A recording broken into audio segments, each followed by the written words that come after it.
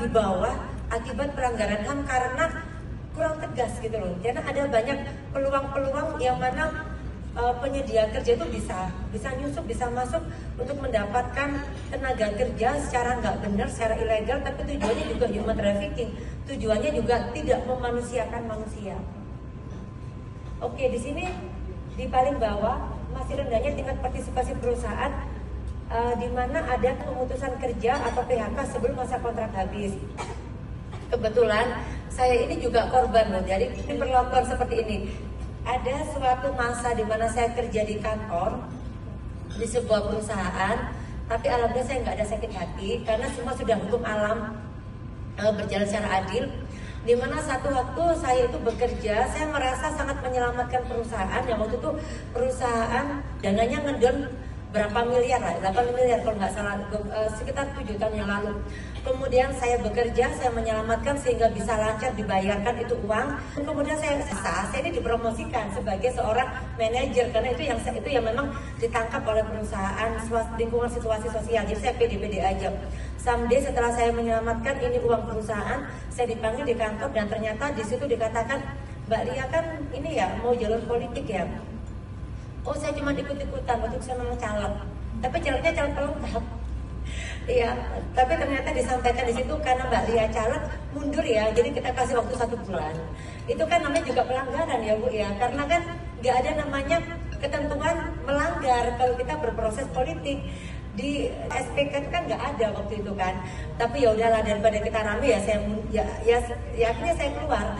Dan karena saya juga namanya sebagai manusia, ya udahlah nggak usah sebulan juga saya keluar aja kan, seperti itu. Buat apa dibatasi 1 bulan?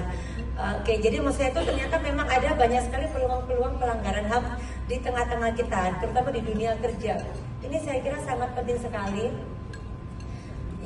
Memang sayangnya Pak Adi sudah geser, cuman karena saya di sini saya juga berbicara juga fungsi saya sebagai anggota DPD, saya juga ingin dong ke depan juga mendapatkan masukan. Saya juga beberapa kali Mas Rizka dan semuanya itu juga mencoba speak up, terutama ketika kita bicara mau Lebaran. Biasanya itu entah bagaimana caranya, yang namanya tenaga kerja akan mendapatkan situasi tidak nyaman sehingga mereka akan resign sebelum masa mendapatkan THR. Itu saya kira banyak sekali terjadi karena saya ini merasakan sendiri, karena saya ini pernah bekerja, jadi tahu benar itu memang ada pola-pola diskriminatif terhadap tenaga kerja. Oke, di sini saya lanjut aja skip. Ini tadi yang cerita saya kan PHK tidak adil kan, jadi kan diminta untuk mundur istilahnya. Oke, kalau ini kan jam kerja berlebihan, saya kira juga tadi seperti anak buah kapal dan sebagainya banyak banget. Kemudian tidak memberikan hak cuti istirahat. Jadi kadang-kala ini penting nih, karena di sini Mbak Wi ada juga Mas Yuska itu juga, beliau ini banget Mas, speak up banget. Iya, nanti moderator berikutnya ya Mas. Oke, jadi izin juga para narasumber dan semuanya. Saya kira banyak sekali orang-orang hebat di tengah-tengah kita. Kalau berbicara tidak berikan hak cuti atau istirahat, ini juga menjadi critical point pemikiran saya bahwasanya jangan sampai ini ternyata justru dialami oleh orang tua yang memiliki anak berkebutuhan khusus gitu loh Pak. Karena kadang susah ya kan Pak Moderator, ketika orang tua memiliki anak difabel mau izinnya seperti apa, sedangkan yang sakit kan bukan dia tapi anaknya kan Bu. Nah, berarti kan perlu adanya sebuah alternatif atau kebijakan khusus yang memberikan atensi khusus kepada anak-anak, kepada orang tua yang memiliki anak-anak inklusi, yang memiliki anak-anak ABK, yang memiliki anak-anak difabel atau disabilitas, supaya mereka tetap mendapatkan hak. Jadi jangan sampai mereka tidak bisa mendapatkan hak istirahat hanya karena yang sakit anaknya, hanya karena yang membutuhkan dampingan adalah anaknya, bukan orang tuanya, kan seperti itu. Itu saya kira penting untuk masuk dalam produk hukum daerah. Walaupun memang terkesan bukan pelanggaran, tapi itu juga kalau itu dimasukkan akan menjadi sebuah kebijakan produk hukum yang inklusi, kan gitu Bu. Karena memang orang tua memiliki anak ABK kan otomatis dia membutuhkan waktu yang lebih lama untuk menjaga anak-anaknya. Oke, saya kira ini tadi sudah saya sampaikan tentang human trafficking dan sebagainya. Oke, di sini saya lebih berpikir bisa nggak ya kita sama-sama menyuarakan tentang penegakan hukum apapun yang bersifat apapun yang bersifat melanggar pri kemanusiaan. Jadi kita angkat itu namanya hukum humanisme itu harus diangkat karena kita harus akui di beberapa negara lain, terutama negara Eropa, itu sekarang sangat-sangat berkembang sisi humanismenya. Sampai mereka tuh memiliki kuota atau slot khusus untuk anggota dewan dari kalangan minoritas, kan seperti itu kan. Jadi benar-benar ada, jadi nggak ada istilahnya minoritas tuh bertarung dengan yang mayoritas, ada sendiri sudah, kan seperti itu. Jadi sehat gitu loh Bu, karena memang kita harus akui kalau minoritas melawan mayoritas, tidak semua orang dari kalangan minoritas bisa apa ya, sama-sama kompetitifnya sehat. Tapi kalau ada slot khusus itu beda loh. Saya kira itu penting, menarik juga ya. Kita bikin itu, maksudnya itu ya namanya juga wacana kan.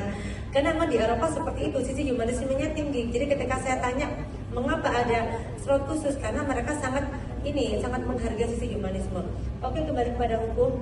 Di situ kan dijelaskan dalam pasal 26 Undang-Undang Nomor 26 tahun 2000 tentang kejahatan terhadap kemanusiaan. Ini saya kira sangat-sangat penting sekali. Bisa nggak ya, ada pidana itu sangat-sangat keras. Jadi gini, apapun yang bersifat melanggar sisi kemanusiaan wajib tinggi gitu loh, wajib berat, seberat-beratnya. Jangan sampai misalnya kita bicara anak-anak korban pelecehan seksual, kan dia cuma dilecehkan anaknya. Ya sudah, maksudnya gini loh, jangan sampai hukumnya rendah karena orang berpikir dampaknya hanya kepada psikisnya anak atau fisiknya anak pada saat itu, tapi apakah dia berbicara psikisnya anak setelahnya. Saya ini Mbak Moderator pernah dulu meriset tentang anak-anak korban pelecehan seksual, resiliensinya gimana, bagaimana cara mereka bangkit. Ternyata kalau itu anak laki-laki, mohon maaf, akhirnya itu menjadi tidak sepenuhnya gitu loh. Jadi berubah, gendernya agak-agak berubah. Karena memang ya itu tadi beda laki sama perempuan kan. Nah, berarti kita bicara masa depannya hilang. Kemudian apakah ini para penegak hukum juga sudah berbicara, bukan lagi berbicara masa depannya anak apa masa depannya korban, tapi apakah mereka juga sudah berbicara bagaimana dampak dari keluarga ketika mereka belum dari ya kan, seorang keluarga memiliki anak menjadi korban pelecehan seksual, kira-kira gimana coba psikisnya mereka, kan seperti itu kan, dan sebagainya. Jadi saya kira penegakan hukum terhadap kejahatan kemanusiaan sudah nggak ada lagi kata-kata untuk apa ya, untuk kita melenturkan lagi lah, pokoknya itu wajib gitu, wajib tegak. Bahkan saya pun seringkali menyampaikan penting banget kita bikin implementasi hukuman kebiri gitu, tapi sampai saat ini kayak susah banget ya Pak ini. Kenapa ketawa Pak? Iya kan susah. Jadi kadang orang ngomong itu kan melanggar HAM, hukuman kebiri. Iya, melanggar HAM dari sisi si pelaku, tapi dari sisi korbannya, keluarga korban gimana? Coba kan banyak sisi. Oke, saya kira itu aja karena saya juga nggak bisa lama-lama. Mantan kekasih, janganlah kau jadi benalu. Sekian, terima kasih dan salam sukses selalu. Wassalamualaikum warahmatullahi wabarakatuh.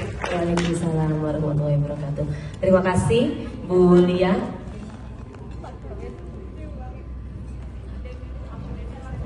Terima kasih Bu Lia sudah menyempatkan waktunya sebelum bertugas kembali ke Jakarta. Semoga sukses selalu seperti salamnya Bu Lia. Luar biasa.